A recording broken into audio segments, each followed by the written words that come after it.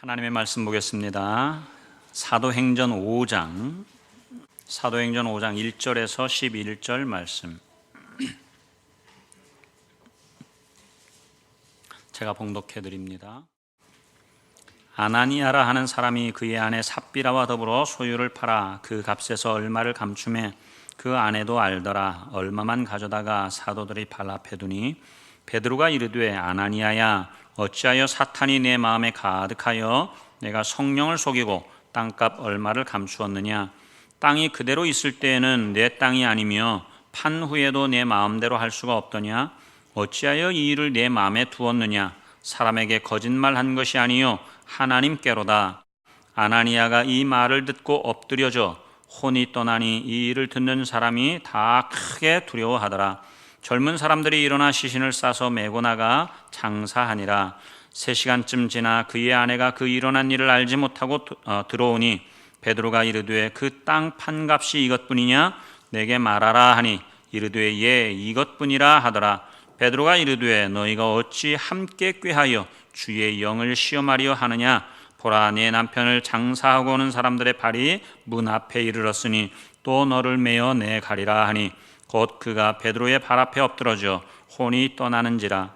젊은 사람들이 들어와 죽은 것을 보고 메어다가 그의 남편 곁에 장사하니 온 교회와 이 일을 듣는 사람들이 다 크게 두려워하니라. 아멘.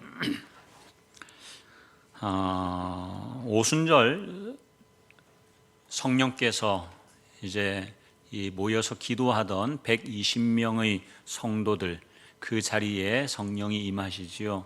그러면서 성령의 임하심과 함께 그들이 방언을 하고 또 이 방언으로 나가서 복음을 전하고 해가지고 예수 믿는 자들이 하루에 3,000명 또는 5,000명 그렇게 막 이제 모여들기 시작하고 또 세례를 받고 예수를 믿고 그렇게 해서 믿음의 공동체, 영생의 공동체가 세워지지요.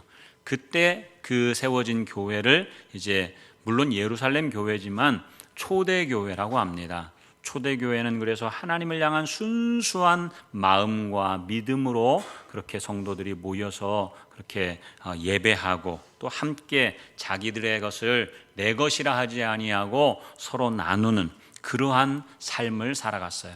그래서 사도행전 4장 34절에 보면 그 중에 가난한 사람이 없다 그랬어요. 왜 가난한 사람이 없는가? 물론 절대적으로는 다 가난하지요. 그럼에도 불구하고 다른 사람에 비해서 좀 가진 재산이 있는 사람들은 그것을 팔아가지고 사도들에게 가져다 주면 사도들은 필요에 따라서 나누어 주는 거예요. 가난한 사람들에게 나누어 주고, 그래서 다른 사람에 비해서 더 가난한 자가 없다는 말이지 그 당시의 삶은 절대적으로 가난한 삶이었지요. 그러나 비교해 보면 저 사람이나 나나 이제 별반 다를 바가 없는 거예요. 크게 없어서 정말 죽을 것 같은 그러한 삶이 아니라고 하는 것이지요. 이러한 삶을 이제 이 초대교회 성도들이 함께 살아가는데 어느 한 날 구브로에서 레위 지파 족속인 요셉이라고 하는 사람이 자기의 재산을 다 팔아가지고 사도들의 발 앞에 갖다 둡니다. 그러니까 사도들의 발 앞에 갖다 두니까 많은 사람들이 어떻게 하냐면 이 요셉을 막 칭찬하는 거예요. 야, 요셉 진짜 저 사람 대단하다. 어떻게 자기 재산을 다 팔아가지고 이렇게 하나님 앞에 드리지? 라고 하면서 사람들의 칭찬과 인정을 받기도 하고, 사도들은요 이 요셉을 가리켜서 바나바라는 별명을 붙여주는 거예요. 바나바라고 하는 이름의 뜻이 위로의 사람이라고 하는 뜻이죠. 그래서 바나바라고 하는 이 별명을 이 요셉에게 선사를 하는 거예요. 이것을 옆에서 물끄러미 지켜보고 있던 두 사람이 있었어요. 그들은 부부인데 오늘 본문에 나오는 아나니아와 삽비라라고 하는 사람이죠. 이 부부가 이 요셉 즉 바나바를 보면서 야, 정말로 바나바가 사람들에게 인정받고 칭찬받고 사도들에게 위로의 사람이라고 하는 이러한 인정까지 받네. 야, 정말로 부럽다. 우리에게도 재산이 있는데 우리도 좀 팔아가지고 하나님 앞에 드리면 사람들이 저렇게 인정해 주지 않을까? 라고 하는 그러한 생각 하에 부부가 서로 합의하고 그래서 자기의 재산을 팔아서 이렇게 사도들이 발 앞에 내어놓기로 했어요. 그런데 그 마음을 먹음과 동시에 사도들에게 오늘 본문에서는 약속했다라고 하는 그러한 내용은 나오지 않지만 전체적인 그러한 뉘앙스를 보면요, 사도들에게 미리 이야기를 했던 거예요. 그래서 어떤 이야기를 했는가 하면, 우리가 재산이 있는데 이 재산을 좀 팔아가지고 그 판값을 다 하나님 앞에 바치겠습니다 라고 하는 그러한 약속을 했던 것이지요. 그래서 5장 1절에 보니까 아나니아라 하는 사람이 그의 아내 삽비라와 더불어 소유를 팔았다 그랬는데, 여기서 말하는 소유는요, 이 아나니아 삽비라의 모든 재산을 다 말하는 게 아니에요. 헬라어 원어의 의미로 보면 이 소유는 소유의 일부라고 그랬어요. 소유의 일부. 그러니까 예를 들면 집도 있고 땅도 있고 뭐 밭도 있고 뭐 그런 소유들이 있으면 이 소유들을 다 처분한 게 아니고, 오늘 본문에 보니까 밭을 팔았다고 그랬어요. 밭을. 그러니까 집은 놔두고 이제 밭을 판 것이지요. 그런데 이 밭을 판 값을 받아보니까, 막상 받아보니까 그 돈이 너무나 큰 거예요. 많은 거예요. 그러니까 이 아나니아 마음속에 쑥 들어오는 것이 무엇인가 하면 아깝다 하는 생각이 들어오는 거예요. 아깝다. 여러분, 정말로 큰 돈을 그렇게 하나님 앞에 드리는 것이지만 큰 돈을 내어놓으려고 하니까 아까운 생각이 드는 것은 인지상정이에요. 누구나 그 마음은 들 수 있다는 말이죠. 그게 잘못됐다라고 하는 게 아니에요. 그런데 이제 2절에 보니까 그 값에서 얼마를 감추었다고 그랬어요. 예를 들어서 100만 원을 받았으면 100만 원 중에서 한 30만 원은 감추고 70만 원만 사도들에게 갖다 주는 것이지요.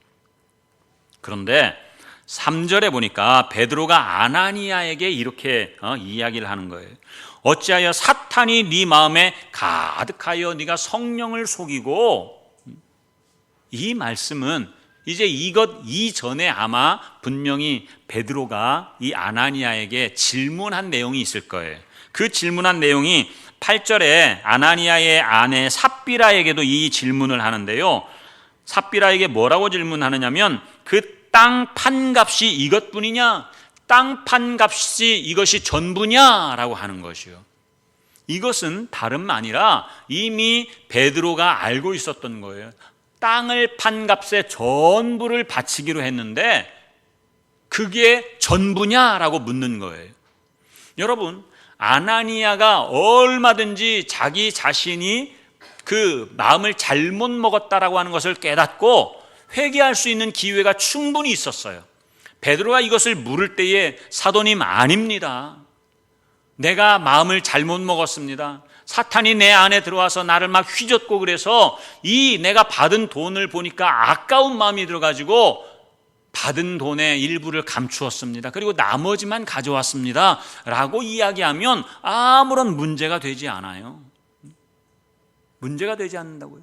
그런데 베드로가 이 아나니아에게 네가 이 판값이 전부냐라고 할 때에 그렇습니다라고 대답하니까 이 베드로가 아나니아를 향해서 사탄이 네 마음에 가득해서 성령을 속이고 땅값 얼마를 감추었느냐라고 그렇게 지적을 하는 거예요. 꾸짖는 것이지요.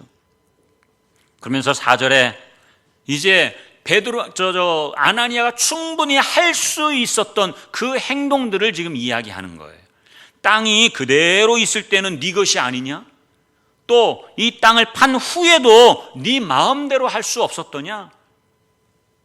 땅을 팔기 전에도 네 땅이었고 땅을 판 후에 돈을 받았을 때 그 돈도 네 돈이 아니냐? 그렇다면 정말로 이 돈을 하나님 앞에서 바르고 정직하게 그렇게 내어드리면 되지 않느냐라고 하는 것이지요. 설령 아까운 마음이 들어서 30만 원을 감췄다, 그러면 나에게 와가지고 내가 정말 아까운 마음이 들어서 30만 원을 떼어놓고 나머지 70만 원만 가져왔습니다 라고 하면 누가 뭐라고 하겠어요? 베드로가 사도라고 해서 너 왜 70만 원밖에 안 가져왔어? 이렇게 꾸짖는 것은 돈의 문제가 아니라고 하는 말이에요. 돈의 문제가 아니에요. 그 다음에 베드로가 뭐라고 이야기하느냐면 어찌하여 이 일을 내 마음에 두었느냐라고 하는 거예요. 그 마음 속에 사탄의 마음이 들어와 가지고 성령을 속이고자 하는 그 마음이 그냥 딱 자리 잡아버린 거예요. 그러니까 그런 마음을 바꿀 그러한 생각이 전혀 없다라고 하는 말이지요. 그래서 어찌하여 이 일을 네 마음에 두었느냐? 왜 성령을 속일 마음을 네가 먹었느냐라고 하는 거예요. 이것은 사람에게 거짓말한 것이 아니고 하나님께 거짓말한 것이다 라고 하는 것이죠. 여러분, 조금 전에 말씀드렸던 것처럼 베드로는 돈을 이야기하는 게 아니에요. 왜 100만 원 가져와야 되는데 70만 원밖에 안 가져와서 30만 원 빨리 가져와, 그걸 말하는 게 아니라고 하는 말이에요. 중심의 문제죠. 중심의 문제. 네 중심이 지금 어디에 있느냐라고 하는 거예요. 네 중심이 하나님 앞에 있지 않고 왜 사람의 눈을 의식하며 사람 앞에 있느냐라고 하는 거예요. 여러분, 아나니아와 삽비라가 지금 이 행동을 한 것이 무엇입니까? 진짜 하나님을 사랑해가지고 하나님만 생각해서 이 땅을 팔아가지고 그 돈을 드리려고 했던 게 아니에요. 요셉이, 바나바가 사람들에게 인정과 칭찬을 받고 사도들에게도 인정받는 그것이 너무나 부러웠던 거예요. 그는 사람들에게 인정받고 싶었어요. 그런데 만약에 자기가 고백을 해가지고 내가 30만 원 감추고 70만 원만 이렇게 가져왔습니다라고 하는 사실을 다른 사람들이 알게 되면 나를 향해서 뭐라고 하겠어요? 아나니아를 향해서 그러면 그렇지. 틀림없이 그런 반응이 나올 것입니다. 아나니아는 그게 두려웠던 거예요. 사람들의 눈을 의식했고 사람들 앞에서 내가 보란듯하게 헌신하는 그 모습으로 나갈 때 사람으로부터 인정받기를 원했던 것이지요. 그렇게 하면 사람으로부터 인정은 받을 수 있지만 하나님께로부터는 인정을 받을 수 없는 거예요. 비록 내가 정말로 내가 그 사탄의 마음으로, 죄의 마음으로, 그 죄인된 마음으로 행했던 그것을 회개하고 내가 정말 얼마를 감추었습니다. 그리고 나머지만 가져왔습니다. 그래서 사람들로부터 손가락질 당한다 할지라도, 그러면 그렇지 하는 그러한 반응이 온다 할지라도, 사람들 앞에서는 그럴지라도 여러분, 그 순간 하나님 앞에서는 인정받는 자가 되는 거예요. 내 자신의 잘못, 나의 죄, 그것들을 회개하는 그 자리에 하나님의 은혜가 넘쳐나는 거예요. 여러분, 우리는 아나니아와 삽비라가 돈 얼마를 감췄다 거기에 집중하면 안 돼요. 돈의 문제가 아니란 말이에요. 그의 중심의 문제고 성령을 속인 그 죄에 대한 그것을 지금 꾸짖고 있는 것이지요. 여러분, 성경은, 우리가 보는 이 성경, 즉 하나님의 말씀은 두 가지 요소가 결합이 되어 있습니다. 하나는 진리예요. 진리와 또 하나는 상황이라고 하는 두 가지 요소가 결합되어 있어요. 진리는 영원한 거예요. 변하지 않아요. 시대를 초월해서 항상 진리인 것입니다. 변할 수가 없어요. 그러나 상황이라고 하는 것은 시대마다 시간이 흐름에 따라서 그렇게 달라지는 거예요. 시간과 상황은 언제든지 유동적일 수 있고 제한적입니다. 그러면 오늘 이 본문에서 말씀하는 하나님께서 진리, 영원한 진리를 말씀하기 원하는 것은 무엇인가? 그것은 다른 게 아니에요. 지금 초대교회는 너무나 순결하고 정결한 그러한 모습으로 지금 하나님 앞에서 예배자로 나가고 있는데, 그런데 이 아나니아와 삽비라와 같은 그러한 그 죄된 마음, 사탄이 그 마음을 주장해가지고 지금 넘어지게 만들고 있는 것이지요. 하나님께서는 이것을 심판하셔서 본보기로 지금 사용하고 계시는 거예요. 본보기로. 이게 무엇입니까? 바로 교회 공동체가 거룩해야 된다라고 하는 거예요. 특별히 초대교회는 정말로 그들의 모든 삶을, 그리고 우리가 4장에서 또 2장에서 보았던 것처럼 내 것을 내 것이라 주장하지 않고 다 팔아서 함께 나누고, 그렇게 해서 연약하고 어려운 그러한 사람들을 그렇게 세워주는 그 삶을 살았던 이 초대교회의 모습 속에 이 사탄의 악한 영이 틈탄다고 한다면 무너지는 것은 순간이지요. 그렇기 때문에 하나님께서 이 아나니아와 삽비라를 심판하시는 거예요. 베드로를 통해서. 그래서 베드로가 그를 꾸짖으니까 어찌하여 이것을 네 마음에 두었느냐라고 할 때에 하나님께 거짓말하는 것으로 이 말을 아나니아가 듣는 순간 그 자리에서 즉사해버리는 거예요. 그리고 6절에 보니까 한번 6절 같이 읽어볼까요? 시작. 젊은 사람들이 일어나 시신을 싸서 메고 나가 무엇 했다고요? 장사했어요. 장사를 지내고 왔어요. 그런데 한 3시간쯤 지나가지고 그의 안에 삽비라가 또 들어옵니다. 베드로가 물어요. 이것이 땅을 판 값의 전부냐? 그러니까 그렇습니다 라고 하니까 너도 남편과 합세해가지고 지금 성령을 속이고 있구나. 그 소리를 듣는 순간 이 아내 삽비라도 그 자리에서 죽고 마는 거예요. 여러분, 우리가 인간적으로 볼 때는 참 하나님 정말 무서운 분이다, 두려운 분이다, 너무하다라고 생각할 수 있지만 여러분, 절대로 그러한 차원의 이 말씀이 아니에요. 어떤 휴머니즘, 인류애적인 그러한 차원의 말씀이 아니라고 하는 거예요. 그래서 이 아내도 동일하게 10절 하반절에 보니까 그의 남편 곁에 장사되는 거예요. 장사.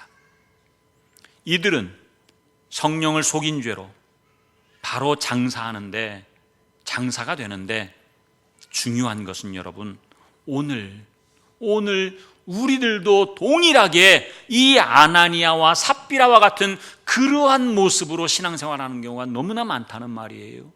아나니아와 삽비라가 신앙생활하는 그 동기가 무엇입니까? 그 동기, 사람들에게 인정받으려고 했던 그것이 뭐냐면 오늘 말씀의 제목을 한번 보세요. 제목 시작. 자기 의를 위한 보란듯한 헌신이에요. 헌신하는 것, 우리 사람의 눈으로는요 현상만 보여요. 그래서 오늘날도 세상에서도 보십시오. 어떤 큰 국가적으로 재난이 일어나면 성금을 내잖아요. 성금을 내는 사람들, 그러한 사람들은 다 선한 사람이라고 그래요. 그런 사람들을 위해서 박수해주고 착하다고 인정해주지요. 바로 그런 거예요. 그런 거. 그런데 여러분, 오늘 우리가 신앙생활하는 우리 그리스도인들의 경우도 그러한 마음에서 벗어나기가 참 쉽지 않다는 말이에요. 하나님은 하나님이고 일단 이 땅에서도 우리가 사람들에게 인정받기 위해서 무언가 한단 말이에요. 내 행동으로. 그걸 헌신이라고 하는데 이 헌신이 어떤 헌신이냐? 예수님께서는 네가 다른 사람을 도울 때 모르게 도와라라고 하는 거예요. 오른손이 돕는 것을 왼손이 모르게 도와라라고 할 정도로 그렇게 하나님 앞에서 하라고 하는 말이지요. 하나님 앞에서, 사람 앞에서가 아니란 말이에요. 그런데 이 아나니아와 삽비라는 자기의 이름을 드러내고자, 사람들에게 인정받고 사람들에게 칭찬받기 원하는 자기의 이름을 드러내고자 지금 그러한 동기로 이 헌신을 하고 있는 거예요. 헌신 그 자체만으로는 얼마나 좋습니까? 그러니까 어찌 보면 이 아나니아와 삽비라는 참 불쌍하기도 해요. 왜? 자기 돈 하나님 앞에 내드리고 그리고 그 자리에서 또 죽기도 하고, 자기 돈 내놓고 죽는 거예요. 그런데 여러분, 여기에서 우리에게 주시고자 하는 그 하나님의 말씀의 의미가 무엇일까요? 오늘 그들이 죽어서 장사되었다라고 하는 것은 그들의 자기의 자기 주장 의지라고 하는 그것을 이 장사된 그 무덤의 자리에 장사시켜버리는 거예요. 완전히 처리하는 것이지요. 오늘날 우리들에게도 동일해요. 여러분, 우리가 그리스도인으로서 정말로 하나님의 이름, 하나님의 영광을 드러내지 않고 내 자신의 이름을 드러내려고 할 때에 그 자리가 바로 나의 무덤이 되는 거예요. 나의 무덤. 하나님께서는 때로는 우리의 의의를 제거하기 위해서 그 심판을 주시기도 하고, 또 때로는 우리가 성령을 속였다고 한다면 그 성령을 속인 죄로 우리를 심판하기도 합니다. 그 심판의 대가가 무엇입니까? 환난과 고난이라고 하는 상황이 우리에게 찾아오는 거예요. 사람과 사람 사이의 관계가 어그러지는 거예요. 어제까지 좋았는데 희한하게 오해가 생겨가지고 내가 다시는 저 보는가 봐라, 말을 섞는가 봐라 하면서 관계의 문제가 그냥 어느 날 갑자기 어그러지고 마는 거예요. 그런데 여러분, 왜 그런 일이 일어났을까라고 하는 것을 가만히 살펴보면 그 원인이 다 내 안에 있는 거예요. 그러한 일, 그것을 일컬어서 하나님의 심판이라고 한다면 이러한 심판을 하나님께서 주신 이유가 무엇인가? 나의 의, 내 이름을 드러내려고 하는 그것을 지금 장사 지내기 위함이에요. 그러면 우리가 어떻게 해요? 그것을 해결하려고, 관계를 해결하려고 그냥 갖은 애를 쓰고 어떤 상황을 해결하려고 울기도 하고 막 부르짖기도 하고, 나중에 우리 부를 찬송이지만 울어도 못하고 힘써도 못하고 참아도 못하고, 참아도 보지요, 해를 써보기도 하고 몸부림을 쳐보기도 하고 더 이상 눈물이 안 나올 때까지 그렇게 울어도 보지만, 여러분, 이것으로 해결되는 게 아니라고 하는 말이에요. 하나님이 우리에게 주신 이러한 상황적인 무덤이나 관계적인 무덤이나 이러한 것들은 그 안에 내 자신이 들어가기를 원하는 거예요. 왜요? 그곳이 바로 우리가 들어가야 될 무덤이고, 그 무덤에서 나의 모든 의, 내가 무언가 행하려고 했던, 내 이름을 드러내려고 했던 그러한 나의 의를 무덤에 장사 지내버리는 그 자리가 바로 하나님의 심판의 자리, 무덤의 자리라고 하는 것입니다. 여러분, 우리 남들이 알지 못하는 자기만의 고난과 어려운 상황들이 다 있잖아요. 남들에게 말하지 않으니까 남들은 모를지라도 겉으로 드러나는 그러한 상황들도 있지만 알지 못하는 환난과 고난들이 누구에게나 다 있어요. 그렇지만 그것이 정말로 우리가 하나님을 믿는다고 한다면 하나님이 나에게 주신 선물이라고 하는 것을 우리가 믿어야 돼요. 받아야 된다는 말이에요. 그리고 그 자리로 들어가야 되는 거예요. 그 자리로 들어가라. 이것을 해결하려고 애쓰지 말라고 하는 거예요. 이것이 진짜 믿음이지요. 이것이 믿음. 하나님의 주권을 믿는 믿음이에요. 크든지 작든지. 여러분, 하나님께서 아담을 창조하시고 아담에게 계명을 주시는데 어떤 계명을 주시느냐면, 선악을 알게 하는 나무의 열매를 동산 중앙에 딱 세워 놓으시고, 네가 동산에 있는 모든 나무의 열매는 다 먹는데 이 선악을 알게 하는 나무의 열매는 절대로 먹으면 안 된다. 먹는 날에는 반드시 죽을 것이다 라고 그렇게 말씀하세요. 이것이 아담에게 주신 계명이었어요. 그런데 여러분, 계명이 딱 주어지면 뭐가 역사하는가 한번 볼까요? 로마서 한번 보세요. 로마서 7장. 조금만 뒤에 가면 로마서 7장이 있는데 7장 11절을 보세요. 로마서 7장 11절 시작. 죄가 기회를 타서 계명으로 말미암아 나를 속이고 그것으로 나를 죽였는지라. 계명이 딱 주어지잖아요. 그러면 계명이 주어짐과 동시에 기다리고 지금 할까? 언제 할까? 틈을 보다가, 기회를 엿보다가 이 죄가 기회를 타서 계명으로 말미암아 나를 속이는 거예요. 8절도 한번 보십시오. 그러나 죄가 기회를 타서 계명으로 말미암아 내 속에서 온갖 탐심을 갖게 만드는 거예요. 탐심을 갖게 만드는 거예요. 아담에게 이 계명을 주었는데, 계명을 딱 받고 난 뒤에 2장 15절 17절에서 이 계명을 주시거든요. 그런데 이제 3장에 딱 등장하는 게 뭐냐면 뱀이 등장해요. 죄의 세력으로 나타나는 이 뱀이지요. 그러면서 아담에게 직접 접근하지 못하고 하와에게 접근해. 왜? 하와는 하나님께로부터 직접 받지 않았거든요. 그러니까 대충 알고 있는 이 하와에게 접근해. 뱀이 뭐라고 이야기해요? 하와야, 너 정말로 하나님이 이 동산에 있는 모든 나무의 열매를 먹지 말라고 했니? 하와가 뭐라고 대답하면, 아니야 다 먹어도 돼. 단지 선악을 알게 하는 나무의 열매는 먹지도 말고 만지지도 말라. 또 추가도 하네요. 자기 마음대로 이야기를 하는 것이죠. 그때 뱀이 뭐라고 이야기를 하느냐? 그렇지 않아. 절대로 그렇지 않다. 너 죽지 않는다. 네가 이 열매를 먹는 순간 너의 눈이 밝아져 가지고 네가 무엇과 같이 된다고요? 하나님과 같이 될 거야. 하나님과 같이 된다고 하니까 귀가 솔깃한 거예요. 그래가지고 그 선악을 알게 하는 나무의 열매를 보니까 보암직도 하고 먹음직도 하고 지혜롭게 할 만큼 그냥 탐스럽게 보이는 거죠. 그래서 따서 먹고 자기 남편에게도 주는 거예요.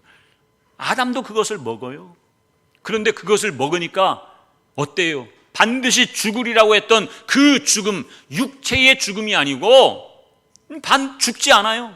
근데 눈이 밝아져가지고 뭐가 보이느냐면 부끄러운 게 보이는 거예요. 그래가지고 그 부끄러운 것을 옆에 있던 무화과 잎을 따가지고 치마를 만들어서 무화과 옷을 만드는 거죠. 그것으로 감추는 거예요. 포장하는 거예요. 그걸 포장하지 않으면 살 수가 없어요. 이 무화과 옷으로 포장하는 게 무엇입니까? 바로 우리들의 모습이에요. 남들 보기에 무언가 보란듯하고 그럴듯하고 내가 남들 보기에 좀 괜찮다라고 하는 그 인정을 받아야 우리가 살 수 있다라고 하는 거예요. 세상 사람들만 아니라 예수 믿는 사람들도 이러한 마음들이 다 있다는 말이에요. 그것을 이제 어떻게, 그것을 장사 지내기 위해서, 이것을 완전히 정리하기 위해서 하나님이 심판하시는 거예요. 그 심판의 자리가 바로 장사됨의 자리요, 무덤의 자리라고 하는 것이지요. 무덤의 자리. 그래서 6절도 10절도 아나니아나 삽비라나 장사된 그 장사됨의 자리가 곧 우리를 장사하는 그 자리예요. 우리를 장사하는 자리. 아담의 생명 곧 옛사람이나 또는 이 자기주장 의지라고 하는 내 의의를 드러내려고 하는 그 악한 그 죄들을 이제는 거기에 묻어버리는 거예요. 묻어버리는 거. 묻어버리고 그 무덤 안에서 주님과 함께 거할 때 무덤의 특성이 무엇인가? 여러분, 나만의 무덤에서는 절대로 생명이 나올 수 없어요. 오직 주님과 함께 연합된 그 무덤만이 생명으로 살아나는 거예요. 우리 잘 알고 있는 로마서 6장 4절 말씀 아시지요? 그러므로 우리가 그의 죽으심과 합하여 세례를 받음으로 그와 함께 장사되었나니 이는 아버지의 영광으로 말미암아 그리스도를 죽은 자 가운데서 살리신 것 같이 우리도 어떻게 해요? 새 생명 가운데서 행하게 하려 하심이라. 그 자리에 들어가지 않으면, 우리가 십자가를 지지 않고 무덤에 들어가지 않으면 새 생명이 있을 수 없다는 말이에요.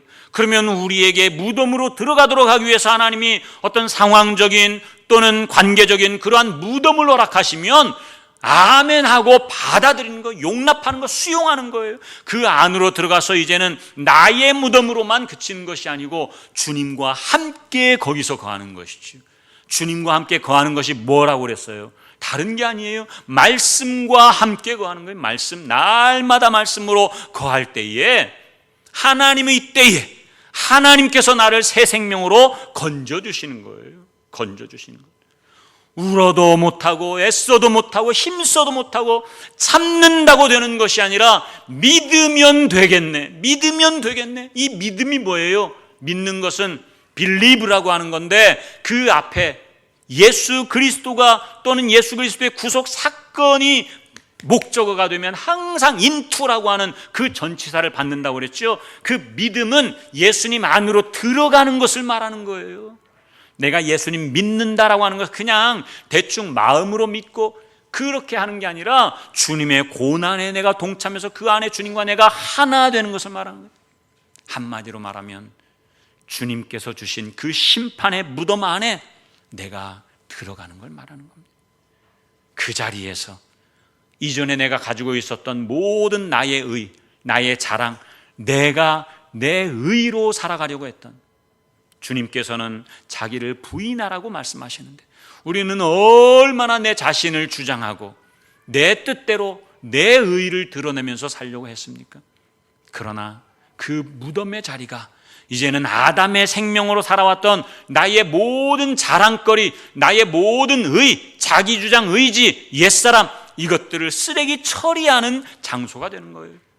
그리고 그 자리에서 새 생명으로, 다시 말하면 아들의 생명으로 살아나게 되는 것이지요.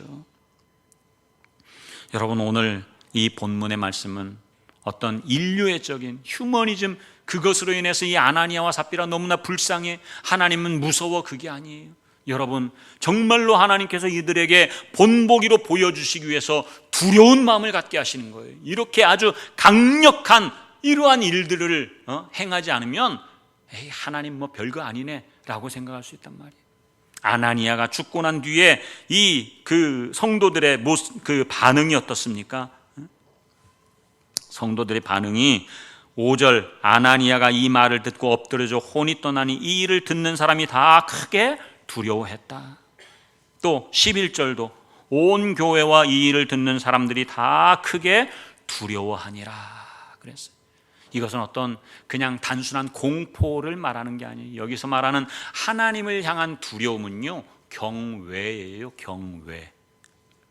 두렵기는 두려운데 그래서 감히 가까이 나가지 못하면서도 좋아하는, 그 마음속에 주님을 사랑하는 마음이 있는 것, 그런 마음을 이야기하는 거예요.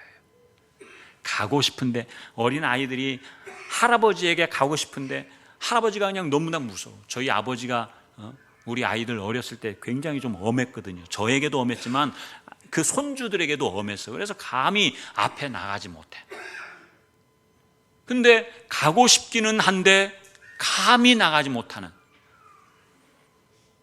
뭐 할아버지와 손주의 관계로 비교가 되겠습니까마는 하나님 앞에서 우리가 두려워하는 것은 바로 그러한 경외감입니다. 이것을 통해서 교회의 거룩성, 교회 공동체의 거룩성을 다시 회복시키기 원하시는 거예요. 여러분, 교회는 예나 지금이나 다를 바가 없습니다. 우리가 진짜 초대교회를 다시 지향해 나가는 그 이유가 무엇입니까? 그 정도로 하나님을 사랑하는 마음이 순수했다라고 하는 거예요. 만약에 오늘날 우리가 예수 믿는 이 시대에 성령을 속인 죄로 이 아나니아와 삽비라와 같이 그 자리에서 즉사한다면 여기 살아남을 수 있는 사람 한번 손 들어 보십시오.